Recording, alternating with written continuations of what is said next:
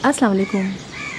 हर garden में कोई ना कोई जगह ऐसी ज़रूर होती है जो कि शेडी होती है और वहाँ पर प्लांट लगाते वक्त हमें काफ़ी सोच विचार करना पड़ता है कि हम वहाँ पर कौन से प्लांट रखें, इसलिए कि हमें ये मालूम नहीं होता अक्सर कि कौन से प्लांट ऐसे हैं जो कि शेडी प्लेस में रखे जाते हैं, जिनको सनलाइट की ज़रूरत होती है। वैसे तो हर ही प्लांट को सनलाइट की ज़रूरत होती है, लेकिन बाज़ प्लांट्स ऐसे होते हैं कि अगर हम उनको डायरेक्ट सनलाइट में रख दें तो वो ख़राब होना शुरू हो जाते हैं। तो आज मैं आपको अपने गार्डन में कुछ ऐसी प्लांट्स दिखाऊंगी जो कि शेडी प्लेस में मैं रखती हूँ और वो बहुत अच्छे तरीके से वहाँ ग्रो कर रहे हैं। और उनमें बाज़ प्लांट्स तो ऐसे भी हैं जो सेमी शेड हैं, लेकिन जब मैंने उनको शेडी प्लेस में रखा तो वो बहुत अच्छे तरीके से ग्रो करने लगे। सबसे पहले हम स्टार्ट करते हैं मनी प्लांट से। मनी प्लांट एक ऐसा प्लांट है जो कि शेडी प्लेस में बहुत आसानी से ग्रो करता है। अगर इसको हल्की सी सनलाइट, इनडायरेक्ट सनलाइट मिल जाए हल्की, तो वो उसमें भी ग्रो कर जाता है। लेकिन शेडी प्लेस में ये एक परफेक्ट प्लांट है और अगर इसको आप नंबर 1 प्लांट कहें शेडी प्लेस का तो गलत नहीं होगा।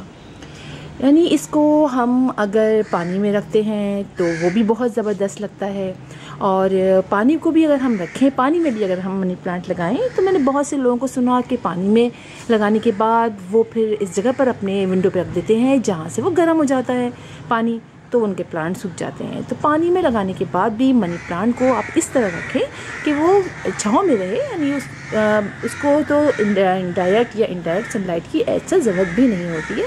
तो पानी में लगाने के बाद आप उनको बिल्कुल ऐसी जगह रखें जहाँ पर डायरेक्ट सनलाइट ना आती हो। ये देखें मनी प्लांट, ये देखें, ये भी मेरा मनी प्लांट ऐसी जगह पे रखा हुआ है जो शेडी प्लेस में है। इसमें फिर भी ज़रा सी कभी कभार सनलाइट आ जाती है, लेकिन अगर सनलाइट ना भी आए तो ये बहुत अच्छी तरीके से ग्रो करता है। इसी तरह स्पाइडर प्लांट एक ऐसे प्लांट्स हैं जो आप छोटे से छोटे, बड़े से बड़े पॉट में बहुत आसानी से लगा सकते हैं, और ये शेडी प्लेस का एक बहुत ज़बरदस्त प्लांट है। मैंने आपको दिखाया था कई दफ़ा कि मैंने इसको छोटे छोटे पॉट्स में भी लगाया हुआ है और उसमें भी ये बड़ी अच्छी तरीके से ग्रो करता है। और ये मेरे जो पॉट्स हैं ये अमूमन अंदर होते हैं, लेकिन हफ्ते में एक दफ़ा ये बाहर आते हैं, और आज इनके आने का दिन था तो ये आज ये बाहर आए हुए हैं। आप ये देखें तो स्पाइडर प्लांट भी एक ऐसा प्लांट है जो शेडी प्लेस में बहुत अच्छे तरीके से ग्रो करता है। इसके बाद हम बात कर लेते हैं, आप ये देखिए, डिफनबाकिया की। तो डिफनबाकिया का प्लांट शेडी प्लेस का एक बहुत ज़बरदस्त प्लांट है, और शेडी प्लेस में आप इसको जहाँ रखना चाहे रख सकते हैं। यानी हल्की सी तो सनलाइट आएगी ना वहाँ पे इनडायरेक्ट, जैसे शेडी प्लेस में तो इनडायरेक्ट ज़रा सी सनलाइट आती है। बिल्कुल इंडोर नहीं रखिएगा आप इसको कि बिल्कुल जहाँ बेडरूम हो और उसमें बिल्कुल कहीं से लाइट ना आती हो, तो आप वहाँ रख दें। वहाँ भी आप विंडो के पास रख सकते हैं। तो ये डिफनबाकिया का प्लांट बहुत आसानी से ग्रो करता है। इसके छोटे छोटे बेबीज़ निकलते हैं, इसको कटिंग के ज़रिए भी ग्रो करते हैं, और इनको बहुत ज़्यादा पानी की ज़रूरत भी नहीं होती है। इसी तरह कुछ प्लांट ऐसे होते हैं जो इंडोर और आउटडोर दोनों में बहुत अच्छे तरीके से, शेडी प्लेस में भी बहुत अच्छे तरीके से रहते हैं। ये मेरा वो पोर्शन है जो बिल्कुल शेडी प्लेस का मतलब है, शेडी प्लेस है यहाँ पर, और यहाँ पर धूप बिल्कुल भी नहीं आती, हल्की सी सनलाइट आती है जो पत्तों के दरमियान से कभी हल्की सी छन कर आ जाती है, वरना उमन यहाँ अंधेरा सा ही रहता है। अब आप देखें यहाँ पर मैंने अपना ये लगाया हुआ है एलोवेरा का, और एलोवेरा के बारे में तो आप भी जानते हैं कि एलोवेरा अगर आप डायरेक्ट सनलाइट में रखें तब भी बहुत अच्छे तरीके से ग्रो करता है, लेकिन अगर आप इसको शेडी प्लेस में रखें तो ये बहुत ही अच्छा हो जाता है। और अब आप देखिए कि ये इतना ज़बरदस्त हो गया है और जल से पूरा भरा हुआ है, इसको पानी की भी ज़्यादा ज़रूरत नहीं होती है। और शेडी प्लेस में जो प्लांट रखे जाते हैं उनको ज़्यादा पानी दिया भी नहीं जाता, इसलिए कि वो शेडी प्लेस में होते हैं, उनमें ज़्यादा पानी एवेपोरेट नहीं होता, उड़ता नहीं है, और इसीलिए ये बहुत ज़बरदस्त तरीके से शेडी प्लेस में ग्रो करते हैं अगर पानी आप कम डालें। ये भी देखें मनी प्लांट है, ये मार्बल कोइन का मनी प्लांट है, और ये भी शेडी प्लेस में रखा है। और आप इसके लीव्स देखिए कितने ज़बरदस्त और कितने बड़े बड़े से होते चले जा रहे हैं। ये देखिए कितने ज़बरदस्त इसके लीव्स हो रहे हैं, मेरे हाथ से भी बड़े बड़े हो गए हैं, और ये शेडी प्लेस में रखा हुआ है। इसी तरह कॉटन का ये प्लांट आप देखें, वैसे अमूमन कॉटन हम बाहर धूप में रखते हैं, लेकिन कॉटन का ये प्लांट भी शेडी प्लेस में आप रख सकते हैं। इसके मुसलसल प्यारी प्यारे से कलर्स के देखिए लीव्स निकलते चले आ रहे हैं, और ये काफ़ी ऊंचा भी हो गया है। तो कुछ कॉटन जो हैं वो आप शेडी प्लेस में रख सकते हैं।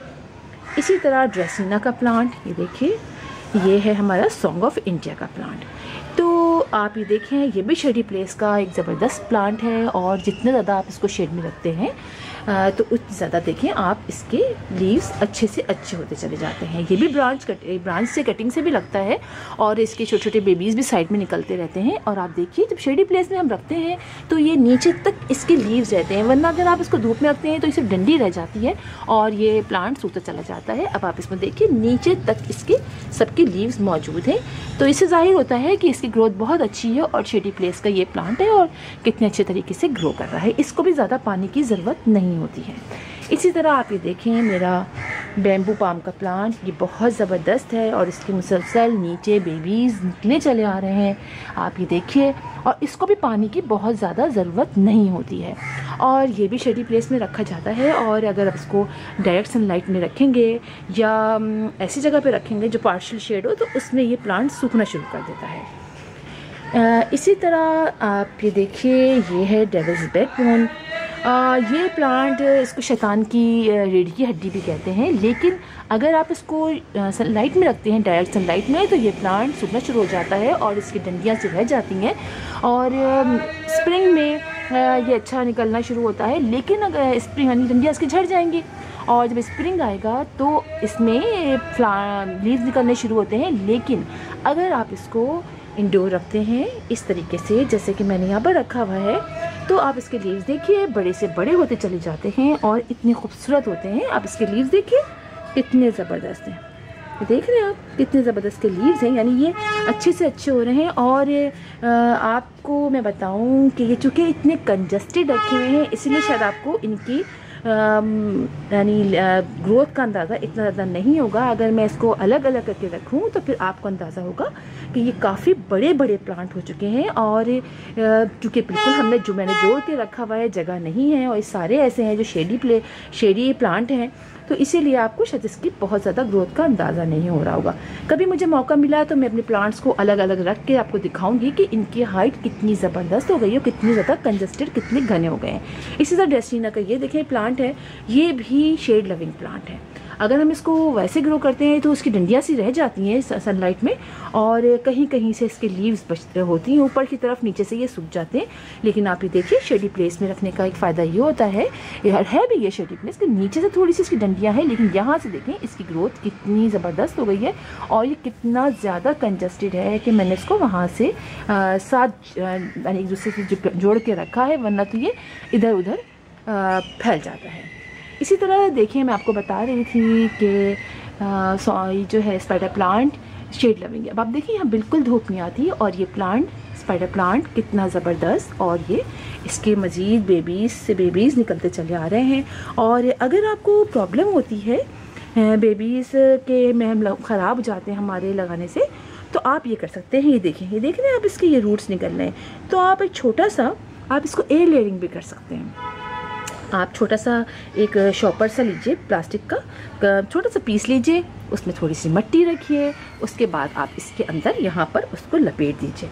और जब इस कुछ अर्से बाद 1 से 1.5 महीने बाद आपको लगे कि अब इसमें मज़ीद मतलब लीव्स निकल रहे हैं, तो आप यहाँ से कट कर दीजिए। एक छोटा सा आपका पॉट में वो निकल आएगा और इस तरह से आपका ये प्लांटर भी बन जाएगा, मतलब प्लांट बन जाएगा। और या आप यहाँ पर किसको यानी जैसे ये पॉट मैंने ऊपर लटकाया हुआ है ना, आप नीचे रखिए और नीचे रख के इसको दूसरे गमले के अंदर रख दीजिए और तो कुछ अर्से बाद ये लग जाएगा। मजीद इसमें से लीव्स निकलने लगेंगे तो आप पीछे से कट कर दीजिए, तो वो आपका पॉट तैयार है। इसलिए कि देखिए इसको पानी की ज़रूरत नहीं होती है और ना जो मैं आपको ये सारे प्लांट दिखा रही हूँ इनको हर महीने 2 महीने में फर्टिलाइज़र की ज़रूरत होती है। आप जो मेरे सारे प्लांट देख रहे हैं, तो मैं आपको बताऊँ राज की बात है कि मैं इनमें बिल्कुल फर्टिलाइज़र नहीं डालती।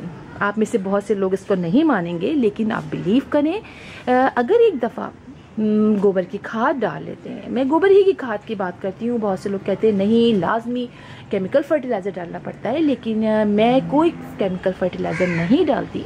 और आप यकीन कीजिए जब कितना अरसा हो जाता है, साल में 1 से 2 दफ़ा मैं थोड़ी सी गोबर की खाद इनमें डालती हूँ, कोई चीज़ नहीं डालती। लेकिन आप इनकी ग्रोथ देखिए, इसलिए कि हर प्लांट को हर वक्त फर्टिलाइज़र नहीं डाला जाता। बहुत सारे आप लोगों के क्वेश्चंस आते हैं कि हमारे प्लांट सूख रहे हैं, हमारा नहीं लगे ये वो, तो आप लोग बहुत ज़्यादा फर्टिलाइज़र डालते हैं। फर्टिलाइज़र कम कम डालिए, पानी का ख्याल रखिए, टाइम पर कहाँ पर उनको रखना है इसका ख्याल रखिए, तो आपके प्लांट्स खुद ब खुद अच्छे से अच्छे होते चले जाएंगे। बिल्कुल टेंशन ना लिया करें कि हम कौन सा फर्टिलाइज़र इतना सारा डालें। मैं जब को फर्टिलाइज़र बनाती हूँ वो बहुत हल्के हल्के से, मतलब ऐसे फर्टिलाइज़र होते हैं जो ऑर्गेनिक होते हैं, वो आपके प्लांट को नुकसान भी नहीं पहुँचाते हैं। कुछ और फर्टिलाइज़र है जो मैं आपको बताना मतलब बताऊँगी, मैं खुद भी डालूँगी तो आपको भी बताऊँगी। तो वो फर्टिलाइज़र ऐसे होते हैं जिससे नुकसान नहीं पहुँचता। तरह तरह के फर्टिलाइज़र से नुकसान पहुंचता है, टेंशन भी होती है ये कौन सा डालें, कितना डालें, क्या करें। तो गार्डनिंग को एक बहुत हल्का सा मतलब आप एक हॉबी के तौर पे लिया करें। मैं तो आपको बताने लग गई सारी बातें, इसलिए कि मैं इसको बिल्कुल हॉबी की तरह रहती हूँ। और आप देखें उसका फ़ायदा ये होता है कि हमारे प्लांट्स ख़राब भी नहीं होते। ज़्यादा करते हैं ना तो हो भी जाते हैं ख़राब, बहुत ज़्यादा टेंशन लेने से। तो आप देखिए, आप लोग अक्सर मुझसे कहते हैं कि आप अपने गार्डन का ओवरव्यू दीजिए, तो यकीन माने मैंने कभी ओवरव्यू नहीं मतलब बनाया और मुझसे बताया भी नहीं चाहता है कि क्या करूँ। इसीलिए मैं आपको दिखा देती हूँ कि इस तरीके से कि आप देख लें कि ये चीज़ें हैं। कभी मेरा ये हुआ कि मैं बना सकी तो मैं बिल्कुल बनाऊँगी, वरना मुझे यकीन जाने मुझसे नहीं बनता ओवरव्यू ना। तो फिर इंशाल्लाह आपसे मुलाकात होगी किसी और वीडियो में, तब तक के लिए अल्लाह हाफ़िज़।